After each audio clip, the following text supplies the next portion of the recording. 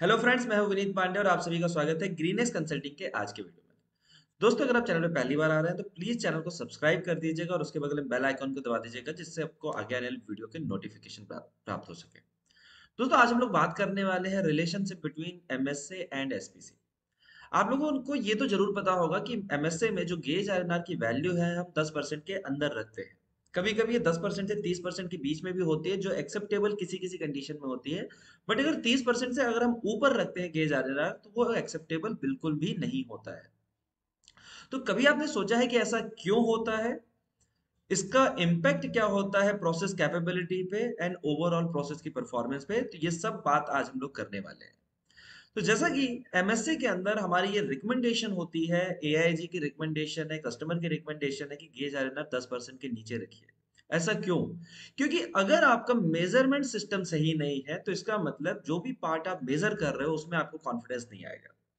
आप अच्छे पार्ट को खराब बोल सकते हो या खराब पार्ट को अच्छा बोल सकते हो। ये एक फर्स्ट कंडीशन होती है एमएसए के खराब होने की। दूसरा चीज, अगर आपका एमएसए यानी कि गेज आरएनआर अच्छा नहीं है, मेजरमेंट सिस्टम अच्छा नहीं है, तो जो आप प्रोसेस की कैपेबिलिटी बोल रहे हो कि प्रोसेस इतना कैपेबल है, इतने अच्छे पार्ट बनाएगा, उसमें भी आपको डाउट होता है। वो भी श्योर नहीं है कि जितना आप बोल रहे हो उतना ही होगा। तो ये रिलेशनशिप होता है। बेसिकली ये रिलेशनशिप आपने अगर देखा होगा तो एआईजी मैनुअल के अंदर ये रिलेशनशिप दिया हुआ है, लेकिन बहुत सारे लोगों को इस रिलेशन के बारे में नहीं पता है।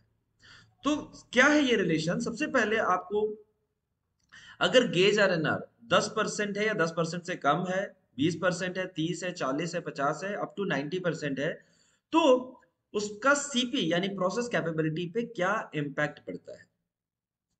मान लीजिए आपकी प्रोसेस कैपेबिलिटी है 1.3, एक्चुअल जो प्रोसेस कैपेबिलिटी है 1.3 है, लेकिन आप एक ऐसे इंस्ट्रूमेंट के साथ पार्ट को मेजर करते हो और उसके बाद प्रोसेस कैपेबिलिटी को मेजर करते हो जिसका गेज आरएनआर 10% है।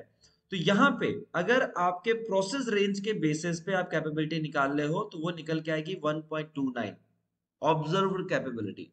और अगर आप पार्ट के टॉलरेंस के बेसिस पे ले रहे हो तो वो भी निकल के आएगी 1.29, अगर आपका 10% गेज आरएनआर होता है या उसके आसपास होता है, उसके अंदर होता है। लेकिन अगर यही गेज आरएनआर आपका बढ़ जाता है, 20% हो जाता है, तो ये आपकी प्रोसेस कैपेबिलिटी जो ऑब्जर्व होती है वो 1.27 एंड 1.26 होती है। 30% पे 1.24 एंड 1.20 एंड मोर देन 30% यानी 40% पे 1.19 एंड 1.11 होती है। तो इसलिए बोला जाता है कि गेज आरएनआर आपका 10% से नीचे होना चाहिए, क्योंकि तब आपकी जो प्रोसेस कैपेबिलिटी है एक्चुअल वही होती है जो आपकी ऑब्जर्व होती है। ऑब्जर्व एंड एक्चुअल के बीच में कोई डिफरेंस नहीं होता है। ठीक है? तो इसका मतलब जो भी आप पार्ट को मेजर कर रहे हो वो भी सेम पार्ट है, उसमें कोई भी मेजरमेंट का एरर ऐड नहीं हो रहा है। आप देख सकते हो कि जैसे जैसे आप गेज आरएनआर बढ़ाते जाते हो, यानी कि आप 50%, 60%, 70% पे पहुंच जाते हो, तो आपकी प्रोसेस कैपेबिलिटी अगेंस्ट 1.3, 0.93 एंड 0.54 आ जाती है, जो कि बहुत बैड है। ओके?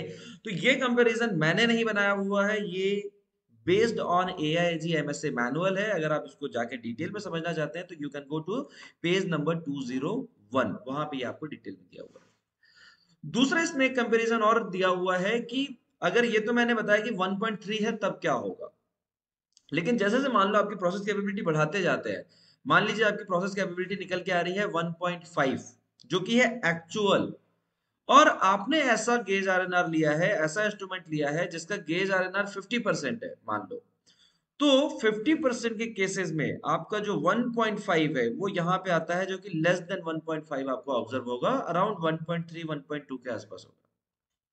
और अगर यही आप 70% गेज आरएनआर, यानी कि आपका मेजरमेंट सिस्टम बिल्कुल ही बेकार है, 70% के आसपास गेज आरएनआर आ रहा है, तो 1.5 की कैपेबिलिटी आपकी लगभग 1 के आसपास ऑब्जर्व होती है।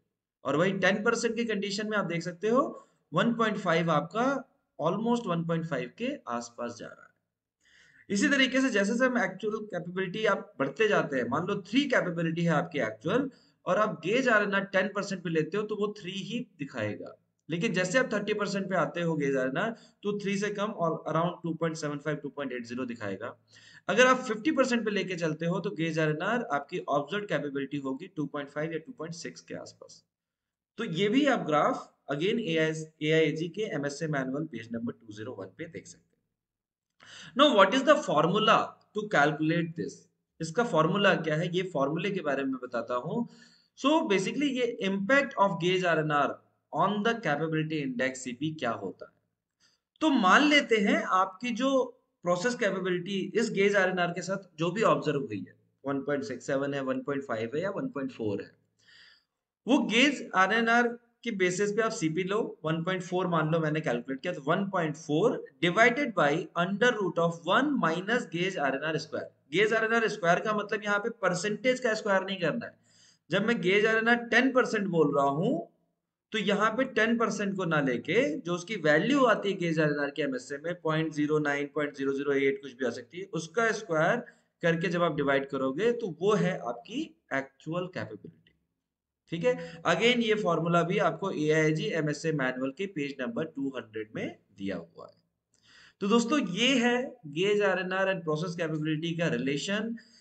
और इसको आप डिटेल में समझना चाहते हैं तो आप ग्रीनएक्स कंसल्टिंग से कांटेक्ट कर सकते हैं। हम लोग एमएसए एसपीसी हर टॉपिक पे बहुत डिटेल ट्रेनिंग करते हैं, और ये बहुत छोटी छोटी चीजें जो इंडस्ट्री में बहुत सारे लोगों को नहीं पता है वो भी एक्सप्लेन करते हैं। आप एक और मेरा वीडियो है एमएसए के कांस्टेंट वैल्यू निकालने पे, उसको भी आई सेक्शन में जरूर देखिएगा।